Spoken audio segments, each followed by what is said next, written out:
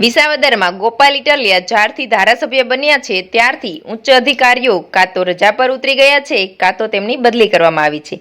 Police ઇન્સ્પેક્ટરથી લઈને મામલતદાર તરીકેના અધિકારીઓ રજા પર છે અને તેમના સ્થાને ઇન્ચાર્જ અધિકારીઓ નીમવામાં આવ્યા છે. ત્યારે સૂત્રોના જણાવ્યા અનુસાર આ ઇન્ચાર્જ અધિકારીઓ પણ વિસાવદરમાં કામ કરવા તૈયાર ન હોય તેવા સમાચાર સામે આવ્યા છે.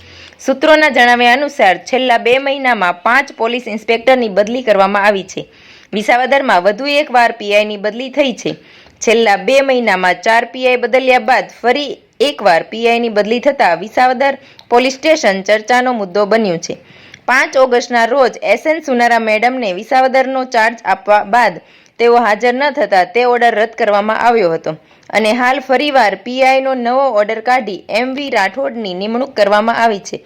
ફક્ત 2 મહિનામાં આટલા બધા પીઆઈની એક જ જગ્યા પર નિમણૂક થઈ હોય તેવો ગુજરાતમાં આ પ્રથમ કિસ્સો છે.